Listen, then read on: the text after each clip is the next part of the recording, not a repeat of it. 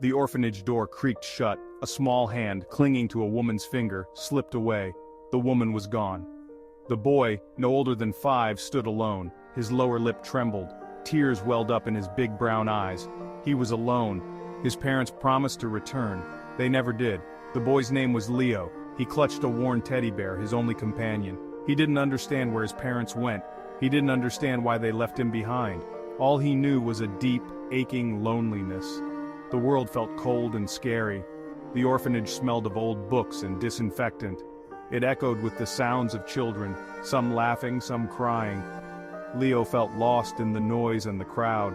He found a corner in the playroom and hugged his knees to his chest. He wanted to go home. Life in the orphanage was regimented. Wake up, eat, play, learn, sleep, repeat. The days blurred into one another. Leo was a quiet child, his silence a shield against the world's harshness. He spent hours staring out of the window watching the clouds drift by. He imagined they were ships, sailing away to faraway lands. The caretakers were kind, but busy. They had too many children to love, too many needs to meet. Leo understood. He didn't blame them, he just missed the warmth of a family, the comfort of belonging. He missed his mother's bedtime stories, his father's strong arms. He made friends, of course. There was Maya, a bubbly girl with pigtails who always shared her cookies. And there was Sam, a lanky boy with a mischievous grin, who taught Leo how to climb trees. But friendship, however precious, couldn't fill the void in Leo's heart. Every Sunday, after church, couples would visit the orphanage. They came looking for children to adopt, to give them a loving home. Leo would watch from a distance, his heart pounding with a mixture of hope and fear. He yearned to be chosen, to have a family again. But what if they didn't want him? He saw his friends get picked, one by one. Maya went to live with a kind couple who owned a bakery. The aroma of fresh bread followed her as she left, making Leo's stomach rumble and his heart ache. Sam was chosen by a family with a farm. He promised to write, his eyes shining with the promise of adventure. Leo waited. He tried to smile, to be brave, to catch the eye of someone, anyone, who might see past his shyness and into his heart. But Sunday after Sunday he was left behind. The faces in the crowd blurred, their smiles a painful reminder of what he longed for and couldn't have. One day, a kind music teacher, Miss Emily, arrived at the orphanage. She brought with her the gift of music. She taught the children songs, filled with joy and sorrow, hope and despair. Leo found solace in music. He discovered he had a voice, a way to express the emotions he couldn't articulate. He poured his loneliness into every note, his longing into every word. His voice, though small, resonated with a depth of feeling that surprised everyone, even himself. Miss Emily recognized his talent, his raw, untamed passion. She encouraged him, nurtured his gift, gave him a platform to shine. Every week Leo performed at the orphanage's modest gatherings. He sang about lost puppies and twinkling stars, distant lands and forgotten dreams. His songs were a tapestry of his own experiences, woven with threads of hope and heartache. The other children listened, mesmerized, their own troubles momentarily forgotten. Section 5. The Empty Chair. Christmas was the hardest time of year. The orphanage would be decorated with festive cheer, but the air remained heavy with unspoken longing. Leo would watch families gather, their faces glowing with love and laughter. He would picture his own family gathered around a Christmas tree, a present with his name on it nestled underneath. He received gifts, of course. Kind strangers donated toys and clothes, but none of them felt truly his. None of them carried the weight of love, the unspoken language of belonging. The gifts were tokens of sympathy, not symbols of connection. On Christmas Eve, the children would leave out cookies and milk for Santa. Leo would leave an extra cookie with a note scribbled in his childish hand. "Dear Santa," it read, "please bring my parents back." The cookie would remain untouched, the note a silent plea lost in the night. Section 6. Small victories, big dreams. Despite the ache in his heart, Leo refused to be defined by his circumstances. He found solace in small victories, in moments of joy that pierced the veil of sadness.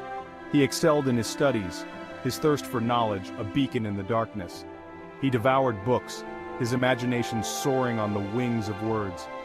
He discovered a passion for astronomy, for the vastness of the universe, for the mysteries that lay beyond the reach of his earthly confines. He would spend hours gazing at the night sky, tracing constellations with his finger, imagining himself aboard a rocket ship exploring the cosmos. He dreamt of becoming an astronaut, of traveling to distant planets, of discovering new life forms. His dreams were his escape, his refuge from the harsh realities of his present. They were a testament to the resilience of the human spirit, the enduring power of hope. Section 7, A Rainy Afternoon, A Flooded Past. One rainy afternoon, as Leo sat by the window, his thoughts drifted back to his life before the orphanage. He remembered the warmth of his mother's hugs, the sound of his father's laughter. He remembered the smell of freshly baked cookies, the feel of grass beneath his feet. The memories were bittersweet, a poignant reminder of all that he had lost. He remembered the day his parents left him at the orphanage. They promised they would be back soon, that this was just a temporary arrangement. They hugged him tightly, kissed his forehead, and told him to be brave. He believed them. He was too young to understand the finality of their departure. As he grew older, the truth began to sink in. His parents weren't coming back. He was alone. The realization hit him like a physical blow, leaving him gasping for air, his heart pounding in his chest. He wanted to scream, to rage against the unfairness of it all. Section 8. Letters That Never Came. Leo clung to the hope that his parents were out there, somewhere. He imagined them, living their lives, unaware of the pain he carried in his heart. He started writing them letters, pouring his soul onto the page. He wrote about his day, his friends, his dreams. He wrote about his sadness, his longing, his unwavering love for them. He addressed the letters carefully, though he didn't know where to send them. He gave them to Miss Emily, his eyes pleading for a miracle. Miss Emily, her heart breaking for him, promised to mail them. She knew they would never reach their intended recipients, but she couldn't bring herself to crush his hope. Weeks turned into months, months into years. The letters piled up, a testament to Leo's unwavering faith. He never received a reply, but he continued to write, his words a lifeline, a way to stay connected to the memory of his parents, to the hope of their return. Section 9. The Kindness of Strangers. Life in the orphanage wasn't all bad. There were moments of joy, laughter, and camaraderie.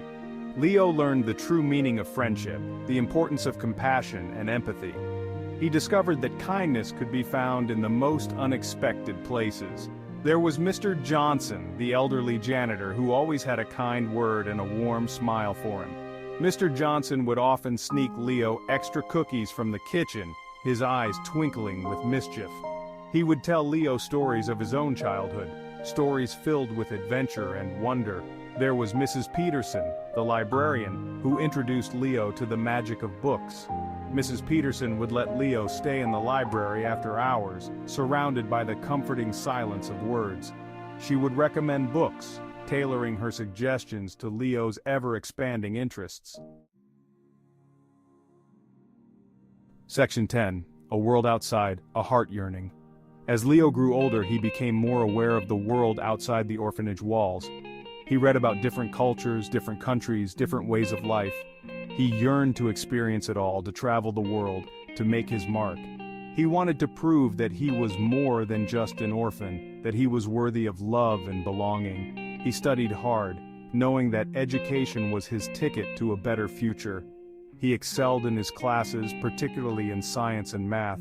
He dreamt of attending university, of becoming an engineer, of building bridges, both literal and metaphorical. He never forgot his parents, but the ache in his heart dulled over time.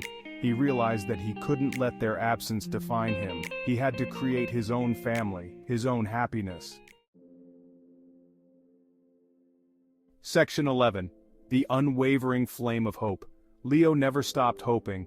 He hoped that one day he would find his place in the world. He hoped that he would find love, that he would create a family of his own.